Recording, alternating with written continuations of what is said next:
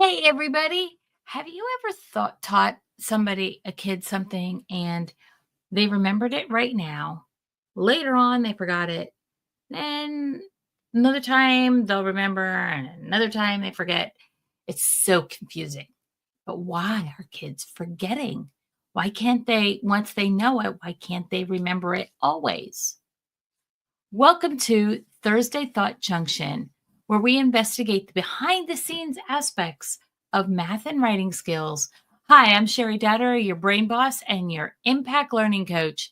Today, I'm going to share 7 possible reasons why kids know the answer in one moment and not the other.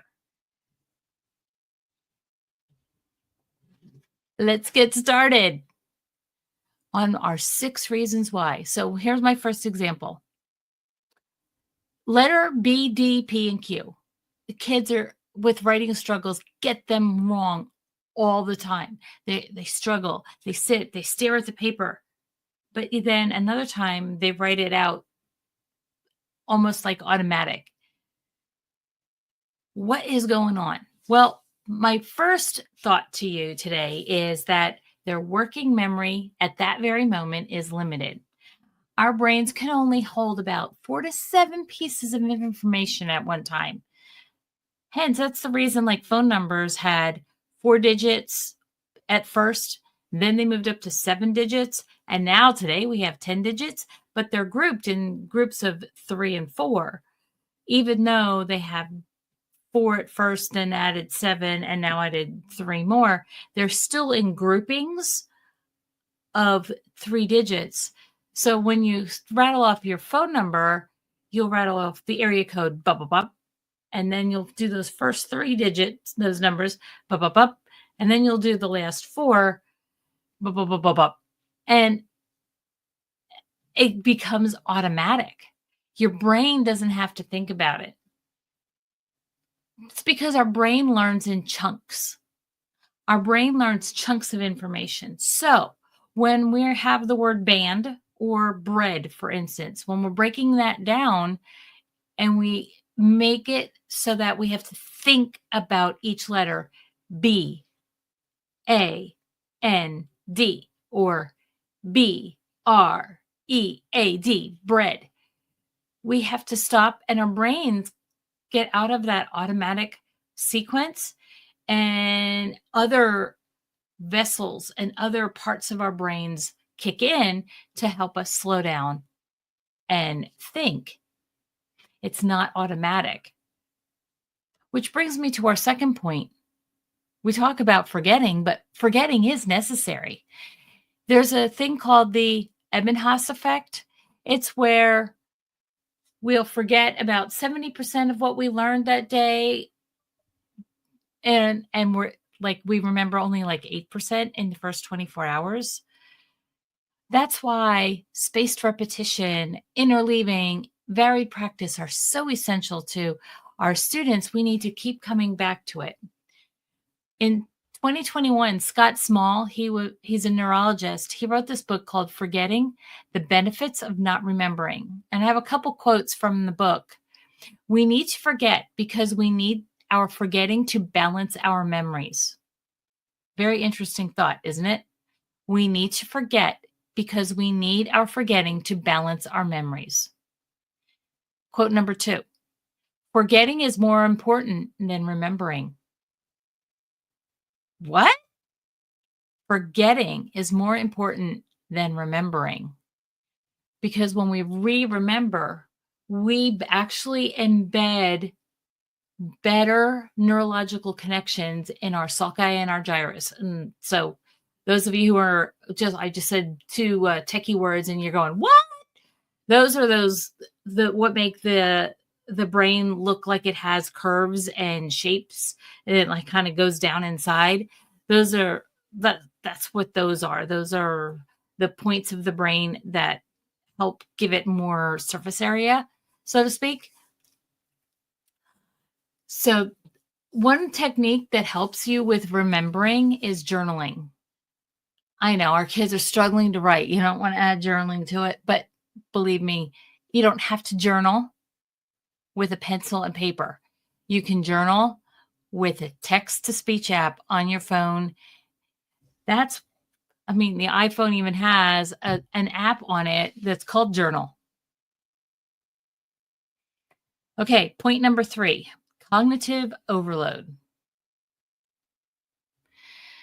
You ever feel like there's just too much information going on in your head and you just can't keep it all straight? Do you think that doesn't happen to our kids too?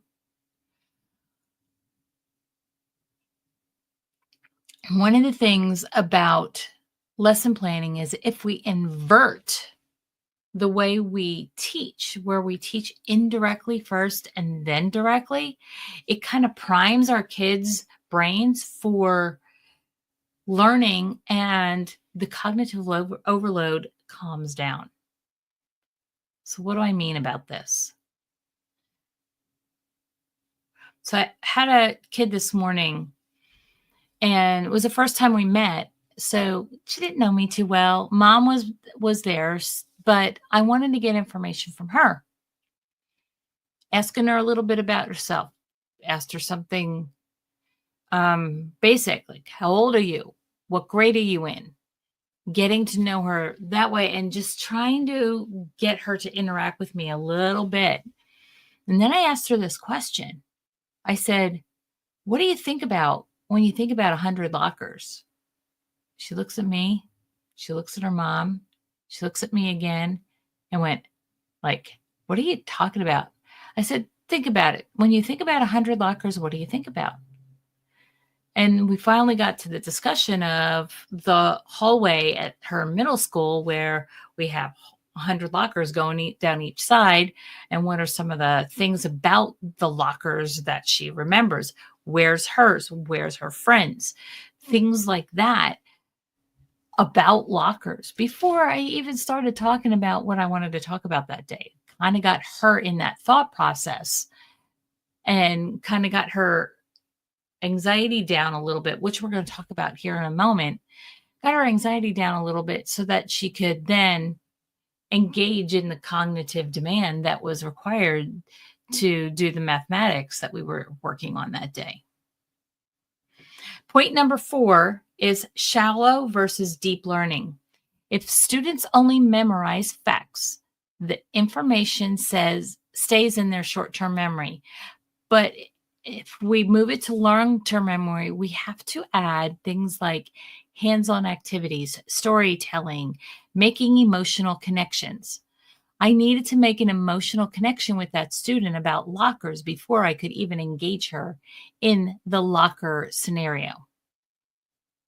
So this is the locker scenario, in case you're wondering.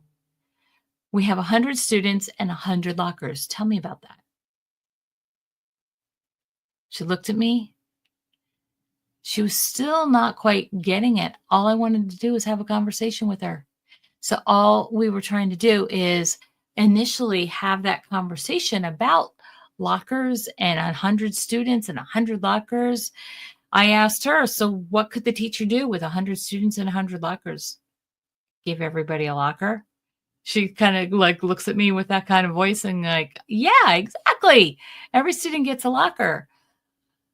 How about if you are student 1 right now? What I'd like you to do is I'd like you to open up all the lockers.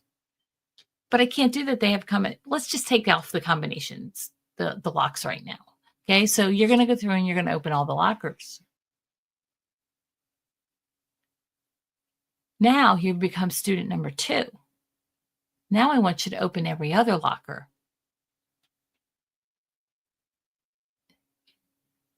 And she's looking and she's thinking and she's trying to do this from memory. And I said, okay, tell you what, I gave your mom a worksheet. Can you get that out? Now, I want you to put something on the worksheet that has the same side up. And they happen to have pennies. So they put all the heads up and the tails down. I said, okay, now you are student number 1. And you're going to open all the lockers. Let's say the pennies are the lockers. What are you going to do? You're going to flip it over. So we flipped it over. So that brings me to point number 5, where I reduced her anxiety by trying to make a connection emotionally, giving her a hands-on activity that was going to deepen her learning. And we had a kind of a story going on there because we were talking about the 100 lockers at her school. So I reduced her anxiety by flipping and creating an indirect approach to math by not solving anything with her today. I made it multisensory, which is my next point. I lost track of my numbers. Point number 6. Multisensory learning. We had pennies. We had a worksheet. We had discussion. She had other things that were available that she was able to use. We also had her create her own questions and then write down those questions. So I also engaged her in a writing activity, and by relating that to what I was already doing in the math tutoring, I engaged writing as well. And I said to Mom, we can adjust that in a little bit, but we were able to take her through this process of reducing her cognitive overload with different techniques and different strategies, and not solving and getting the answer right away. The 7th point I want to make is kind of a shift, and that is sleep. So I always use this analogy when I'm talking about sleep. Our brain is created like a filing cabinet. Our filing cabinet has different folders for every memory. On the outside of that folder, there is a sticky note. On the sticky note, it relates our emotion and our feeling towards whatever's inside the folder. And during our waking hours, we're going to fill up the short-term memory, and that's in our hippocampus, which is in the center of the brain. I know it's an anatomy part. Don't worry about that, but it's in the center of the brain, and we're going to fill up the hippocampus with all our daily memories. At nighttime, when we're sleeping, when we're in that deep sleep mode, the brain is taking all the stuff from our hippocampus and it's putting it and moving it over into our long-term memory in our temporal lobe. So it's moving from one to the other, back and forth, moving all of it. So it's like almost like one folder filing cabinet gets moved at every moment throughout the night. If kids don't have enough of that deep sleep, if you don't have enough of that deep sleep, if I don't have enough of that deep sleep, guess what the next day is? It's miserable. But what's going on inside of our brain is our hippocampus never got emptied. And it's almost like the hippocampus, the filing cabinet part of it only will work from the point in which it's already been filled. And so if you only half empty your hippocampus throughout the night, and you only got a half a hippocampus to work with, you're only going to be able to tolerate a half a day's work. So, and I know it's an analogy. It's not exactly how it's going on neuroscience-wise, but it's a way to make it so that you can understand how you're emptying the filing cabinet, moving it over into the long-term memory, and then stacking those memories up in order. And they kind of rearrange the orders because they rearrange them based on feelings. And if we've got feelings that are, oh my gosh, I can't wait to do that again, they're going one place. If we've got feelings that are, that was meh, but I think I can handle that again, they go in another place. Then we got this, what seems like this huge filing cabinet of, I am never going to touch that again. And that is all run by our amygdala. So our amygdala, fear, fight, flight, or fright response gets in there and interferes with all those memories. We need to change those memories in our system to be more palatable over time. There are some memories that I would never want to remember again. There are also some traumas that I would never want to remember again, but those affect how our memory works and will also affect our sleep. So let's recap. How our kids remember some things one time and don't remember the other. They could have a working memory overload at the moment where their working memory is limited. It could be to many things throughout the day. I gave you the example of B and the D. Forgetting is necessary. The Ebbinghaus effect. Cognitive overload. Shallow and deep learning. I gave you some examples of that. Stress and anxiety block. Multisensory learning, and sleep consolidation. So now that we understand why students forget, what are some ways that we can make learning stick? How do we engage their brains to strengthen memory and recall?